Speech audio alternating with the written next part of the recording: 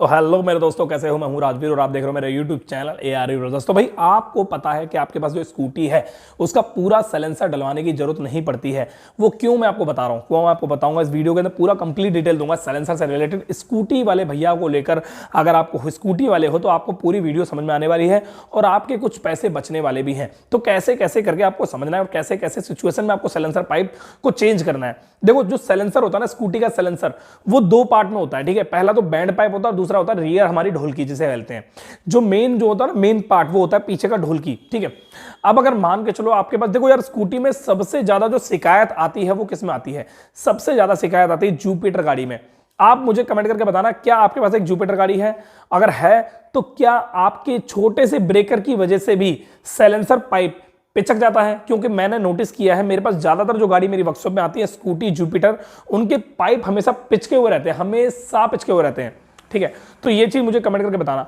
आपको बता देता हूं, सबसे पहले तो आपको बता देता हूं दुष्परिणाम क्या क्या होते हैं स्कूटी के बैंड पाइप पिचकने के बाद।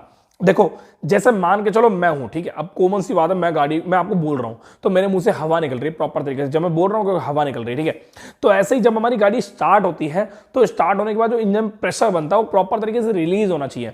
अगर वो रिलीज नहीं होगा, जैसे मैं कुछ बोलूंगा नहीं, मैं नाक भी और मुंह भी दोनों चीज बंद कर दूंगा, मेरा दम घुटेगा। ठीक है ना, ऑटोमेटिक।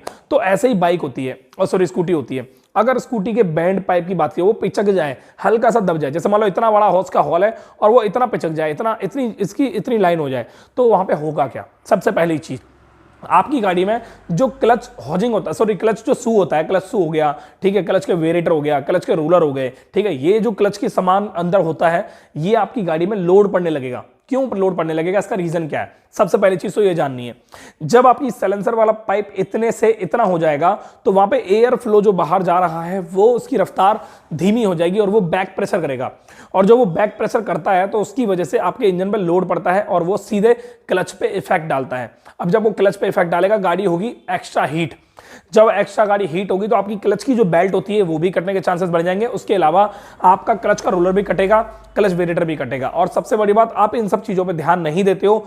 वो जो पाइप है यहां से यहां हो गया है इतना, और वो इतने से इतना हो गया, तो आपकी गाड़ी के पिस्टन वॉल्व में बहुत ज्यादा हार्म होगा। क्योंकि वो चीज जो एकदम इतनी से इतनी हो गई है, वो जो सप्लाई, एयर की सप्लाई, देखो यार, कॉमन सी बात है, पानी की सप्लाई अगर होती है, उस पानी की सप्लाई में अगर गेट वाल लगा दिया जाए और उसको आधा खोल दिया जाए, आधा प्रॉपर नहीं, आधा खोल दिया जाए, तो ऑटोमेटिक पानी का जो फ्लो होता है वो बहुत ज्यादा स्लो हो जाता है और बहुत धीमे धीमे पानी निकलता है। अगर वही प्रॉपर गेट वाल खोल दिया जाए तो पानी एकदम रफ्तार से निकलता है। तो वही गाड़ी के साथ होता है। जब हम गाड़ी को स्टार्ट करते हैं तो जो हमारी स्कूटी होती है, स्टार्ट होती है, प्रॉपर फ्लो बाहर फेंकती है। ठीक है, कभी आप बुलेट स्टार्ट करना, और बुलेट को स्टार्ट करने के बाद बहुत ज्यादा पीछे की तरफ उसका बैक प्रेशर जो आता है ना, बहुत तेजी से आता है। आपके मुंह पे आया होगा, कभी आप बताना मुझे, बाल एकदम से उड़ गए होंगे, आप बोलोगे क्या प्रेशर है इसका। तो वैसे स्कूटी में होता है, पर स्कूटी में होता है मात्रा थोड़ी सी कम होती है। वहीं अगर ये पिचक के थोड़ा सा पतला हो जाता है तो वो बैक प्रेशर प्रॉपर नहीं आता और आपकी गाड़ी का इंजन पर प्रॉब्लम आती है, बहुत ज्यादा लोड पड़ता है। जैसे कि आपने अपनी स्कूटी पे 5 बंदे बैठा रखे हो, इस तरीके से गाड़ी चलती है, सिंगल बंदा चल रहा है पर ऐसा लगेगा 5 बंदे बैठे रहे हो, क्योंकि आपकी गाड़ी का साइलेंसर जो पाइप है पिचक चुका है। ये पहली बहुत बड़ी परेशानी होती है। दूसरा, अगर आपकी गाड़ी में जो साइलेंसर पाइप है वो पिचक जाए तो आप साइलेंसर पूरा चेंज कराओ या साइलेंसर चेंज कराओ। देखो, अगर आप कंपनी में जाते हो, ऑथराइज कंपनी में जाते हो, तो आपको शायद ही कोई ऐसा होगा कंपनी वाला जो आपको पूरा का पूरा साइलेंसर चेंज ना करके सिर्फ बैंड पाइप चेंज करेगा, मतलब आधा हिस्सा। कहने का मतलब मेरा ये है, ये मान लो पूरा साइलेंसर है, इसके पीछे का जो पार्ट है वो हमारा पूरा हिस्सा ढोलकी वाला है और इसके आगे का हिस्सा जो है हमारा बैंड पाइप का है। तो जो बैंड पाइप होता है वो होता है बहुत सस्ता। देखो, क्वालिटियां होती हैं। अब मैं आपको बता देता हूं, सबसे पहले आपको करना क्या है, आपको पुराना वाला बैंड पाइप चेक करना है कितना भारी है। क्योंकि काफी सारा ऐसा भी होता है, बैंड पाइप ऐसे लोकल मार्केट में आते हैं जो सिंगल लेयर के होते हैं और कुछ ऐसे बैंड पाइप आते हैं जो डबल लेयर के होते हैं। अगर आपको अपनी गाड़ी की स्कूटी में एक अच्छा बढ़िया बैंड पाइप डलवाना है तो आपको अपनी स्कूटी में डबल लेयर वाला बैंड पाइप डलवाना पड़ेगा। यहां पर 2 चीजें होती हैं। एक कुछ ऐसी भी चीज होती है, जो बैंड पाइप होता है वो सिंगल लेयर में इतना हैवी होता है कि आपको लगेगा कि हाँ यार बहुत भारी है, पर बढ़िया नहीं है, मतलब बढ़िया है पर बहुत भारी भी लग रहा है। और आपकी जो गाड़ी का साइलेंसर बैंड पाइप है वो हल्का लग रहा है, तो भी आपको वो चीज कंपैरिजन करके आपको नहीं डलवाना। कोशिश यही करना है कि आपके वेट के अकॉर्डिंग मिल सके। और डबल लेयर, अगर आपकी स्कूटी में डबल लेयर बैंड पाइप डला हुआ है तो आप अपनी स्कूटी में डबल लेयर बैंड पाइप ही डलवाएं। और किसी वेल्डिंग वाले से बोल के, 2 चीजें हैं, अगर आप इलेक्ट्रिक वेल्डिंग करवाते हो तो आपको 2 चीजों का ध्यान रखना है। इलेक्ट्रिक में आप स्टील वेल्डिंग करा सकते हो। देखो, 2 वेल्डिंग होती है, एक तो नॉर्मल रोड आती है वेल्डिंग वाली और एक आती है स्टील वाली रोड। तो आप स्टील वाली वेल्डिंग भी करा सकते हो। स्टील वाली वेल्डिंग बहुत ज़्यादा मजबूत होती है, क्योंकि मैंने अपना खुद एक्सपीरियंस देखा है इस चीज़ को लेकर। अगर मैं कहीं स्टील वाली वेल्डिंग कराता हूं तो वो नॉर्मल वेल्डिंग से ज़्यादा चलती है, ज़्यादा गुना चलती है। सबसे ज़्यादा होता है उसमें जंग नहीं लगती, जंग लगने से बहुत ज़्यादा बचा जा सकता है, क्योंकि काफ़ी ज़्यादा लोग जो होते हैं वो बैंड पाइप या साइलेंसर वैलेंसर जब भी वेल्डिंग कराते हैं वो इलेक्ट्रिक वेल्डिंग कराते हैं। और इलेक्ट्रिक वेल्डिंग पे जैसे ही पानी पड़ता है तो पानी पड़ते ही वो चीज़ आपकी वेल्डिंग वाली जंग लग के खराब हो जाती है। और जहां पर जंग लगना एक बार स्टार्ट हो जाए तो ऑटोमेटिक वो धीरे धीरे धीरे पूरा का पूरा एरिया गला देता है। वो पूरा एरिया, जैसे कि लकड़ी के अंदर जब दीमक लगते हैं ना, लकड़ी अंदर से खोखली हो जाती है और हमें लगता है बाहर से पूरी लकड़ी बढ़िया, और जब हम घूसा मारते हैं पूरा दब जाती है लकड़ी, एकदम पिलपिली हो जाती है अंदर से, धीरे धीरे करके खा जाता है वो दीमक जो होता है। ठीक है, तो ऐसे ही आपको अपनी गाड़ी में स्टील वेल्डिंग के अंदर, मतलब वेल्डिंग वाला पोर्शन में स्टील वेल्डिंग यूज करनी है। अगर आप चाहो तो अपनी स्कूटी को आप नॉर्मल एक गैस वेल्डिंग भी करा सकते हो, गैस वेल्डिंग से भी आपका बहुत ज्यादा बढ़िया रहेगा। बट आप कोशिश यही करो कि आपकी गाड़ी की वेल्डिंग नॉर्मल ना हो, स्टील वेल्डिंग या फिर गैस वेल्डिंग हो जाए। ठीक है, अब बात करते हैं पैसे को लेकर। तो पैसे कितने लगेंगे? देखो यार, काफी सारे लोग होते हैं जो इंजन का काम कराते हैं और इंजन का काम कराने के बाद साइलेंसर बैंड पाइप चेंज नहीं कराते हैं। उसे बेशक मैं मानता हूं आपकी गाड़ी का साइलेंसर बैंड पाइप पिचका हुआ नहीं है और आपको ऐसा लग रहा है कि आपकी गाड़ी धुआं दे रही थी और बहुत ही ज्यादा उसके अंदर ऑयल भर गया है, तो उस वक्त अगर आप अपनी गाड़ी का साइलेंसर बैंड पाइप चेंज करा लेते हो तो ये मान लो आपने अपनी गाड़ी के साइलेंसर को एकदम प्रॉपर तरीके से 80% नया कर दिया।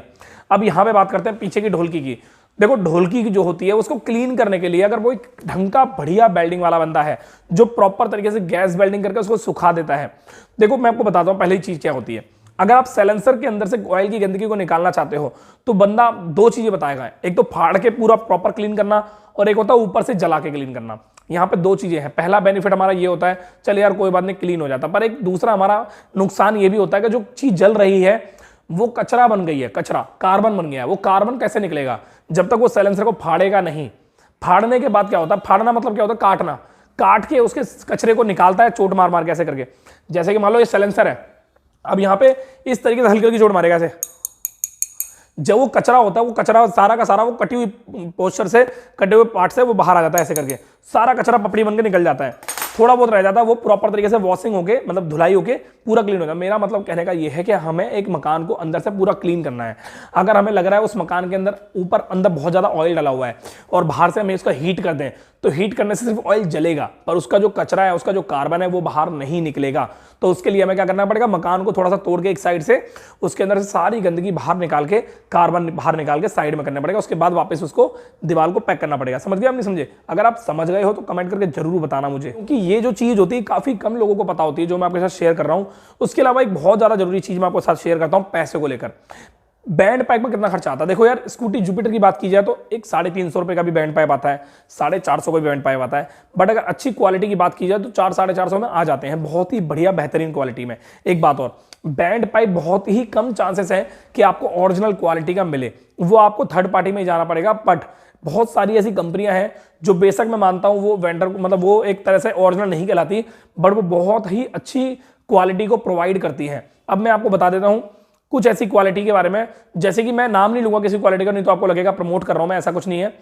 मैं आपको बता देता हूं, जैसे मान के चलो आपको लगता है कि इस क्वालिटी का बहुत तगड़ा नाम है, बहुत ही बढ़िया नाम है, तो आप उस चीज को डलवा सकते हो। बहुत अच्छी क्वालिटी है, रिव्यू अच्छे हैं उसके, तो आप डलवा सकते हो। आप किसी दुकानदार से पूछ सकते हो, मैकेनिक दुकानदार से पूछ सकते हो। अगर आपको लगता है अपनी गाड़ी का बैंड पाइप डलवाना है तो किसी मैकेनिक के पास जाके बोल सकते हो, भाई एक बढ़िया क्वालिटी का बैंड पाइप कौन सी कंपनी का आता है, इससे आप अपनी गाड़ी की बैंड पाइप को चेंज करा सकते हो और एक अच्छी क्वालिटी में शिफ्ट हो सकते हो। क्योंकि बार बार, और हाँ, जब बैंड पाइप चेंज होता है तो उसका साइलेंसर को जो है काटना पड़ता है, काटने के बाद ही वो दूसरा जॉइंट होता है। ठीक है ना? ये एक अच्छा परफेक्ट बंदा ही कर सकता है, अदरवाइज नकली से बंदे पे मत जाना, नहीं तो वो वेल्डिंग की रॉड मार मार के पूरा बेकार कर देगा। और सबसे ज्यादा जरूरी चीज वो क्या है?